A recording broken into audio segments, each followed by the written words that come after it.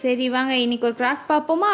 நீங்கள் இதுக்கு கலர் ஸ்டிக்கும் எடுத்துக்கலாம், பிளெயின் பாப்சிக்கல் ஸ்டிக்கும் எடுத்துக்கலாம். எனக்கு தேவைப்பட்ட கலர் கொஞ்சம் கம்மியாக இருந்ததுனால சரி நம்மளே கலர் பண்ணிக்கலான்னு எடுத்துட்டேன். எனக்கு தெரிஞ்சு இந்த கிராஃப்ட் வந்து பசங்களுக்கு கொஞ்சம் ரொம்ப பிடிக்கும். உங்கள் ஃப்ரெண்ட்ஸ்க்கு பர்த்டேனா கூட நீங்கள் இதை ப்ரெசென்ட் பண்ணலாம். லாஸ்ட் மினிட்ல உங்களுக்கு என்ன கிஃப்ட் கொடுக்கணும்னு தெரியலனா கூட இது செஞ்சு கொடுத்துடலாம். சரி இப்போ நான் என்ன செய்கிறேன்னு சொல்கிறேன். ஃபஸ்ட்டு கீழே பேஸ்க்கு 8 ஸ்டிக்கு வச்சுக்கோங்க.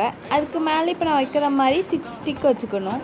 நான் கம் போட்டு பேஸ்ட் பண்ணிட்டேன். பட் இன்னும் ஸ்ட்ராங்காக இருக்கிறதுக்காக பின்னாடி டேப்பும் பேஸ்ட் பண்ணிக்கலாம். பேஸ்ட் பண்ணும்போது மாஸ்கிங் டேப் போடுங்க. அப்போ தான் நீங்கள் வந்து திருப்பி செவத்தில் ஒட்டும் போது ஈஸியாகவும் இருக்கும். சரி ஓகே, இப்போ வந்து இதுதான் நார்மல் பேஸு.